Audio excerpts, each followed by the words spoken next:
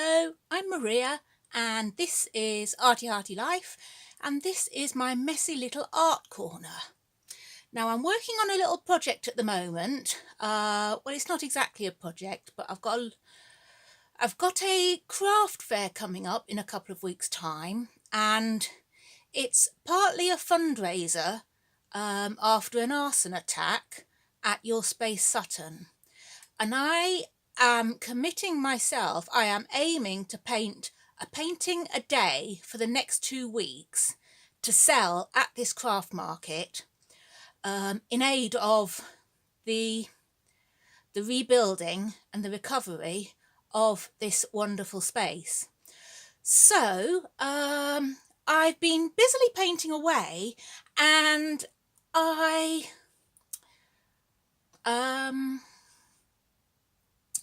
needed a slight break. I was flagging a bit, and so I posted a picture of my work in progress online and said, you know, guys, I'm flagging here, give me a boost, and this is what I'm doing. And I told them about the fundraiser and the market and my trying to paint a painting a day for 2 weeks.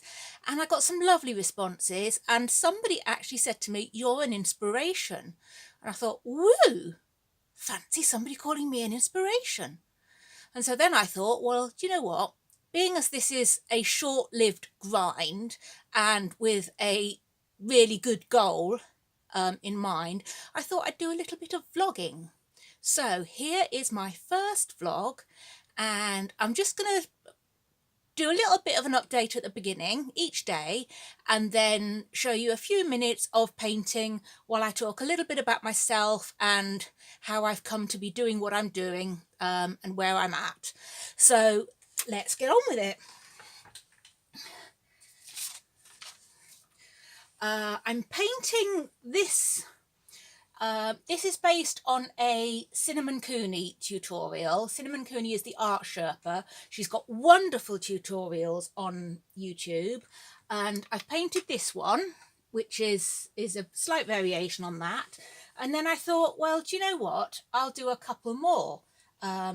I'll do it in slightly different formats. So I've got it on a 15x8 canvas with 2 fishes on. I'm going to do it on this little 8x8 canvas as well. And I'm going to do it on this 9x12 canvas. And the 3 of those, I think, together would make a nice set. Now, I also started to do it on this 10x12 canvas board.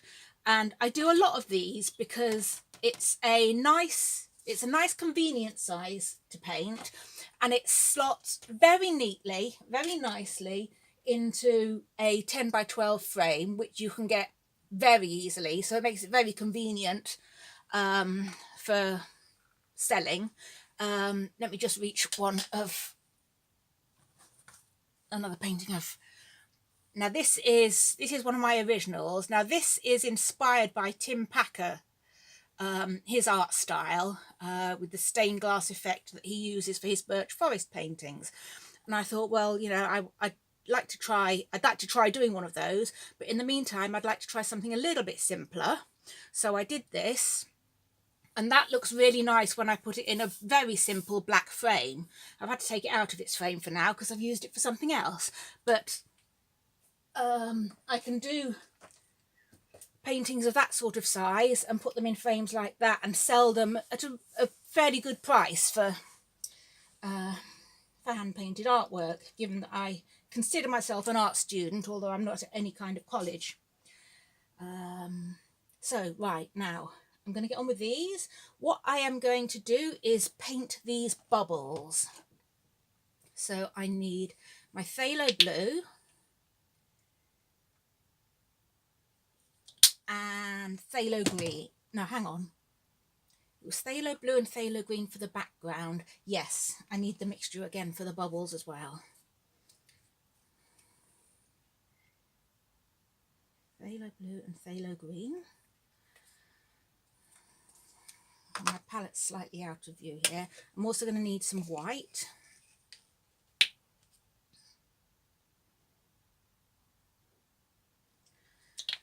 Right, let's get to it. Which brush shall I use? I think I will use this little, shall I use the filbert or shall I use the flat? I get a better sharp edge with the flat. I will use the flat. Now for these bubbles, the first thing I need to do is mix up a little bit of my phthalo blue and my phthalo green, but darken it a little bit with more blue for the top of the bubble. And then I'm going to go like that. And the shapes of the bubbles are lovely and organic, so it doesn't matter if I don't go anywhere near my chalk outlines.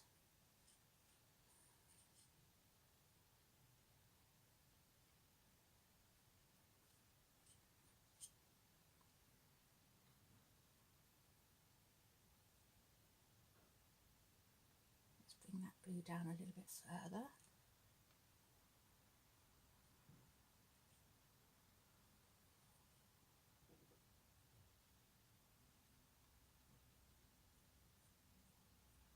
Right, actually, rather than starting down here and working up to there and dipping my hand in the bits I've painted, I'm going to come up here and do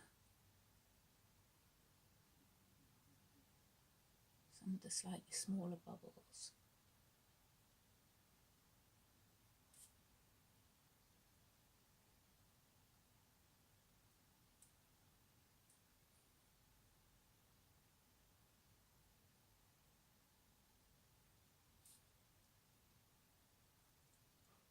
Oh, now I said I would talk a little bit about me, didn't I?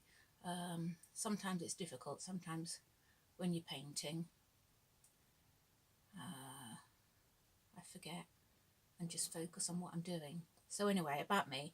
I started painting just over 2 years ago. I did my first painting in November 2016, and that was from a YouTube tutorial by the lovely Jane Font. She's got a load of wonderful tutorials on her channel as well. Her channel's called Painting with Jane. And I got a cheap set of acrylic paints from the Works for £3. I'll show you it. I think it's gone up to £4 now, but that's basically the set I've got. There's 12 paints in there.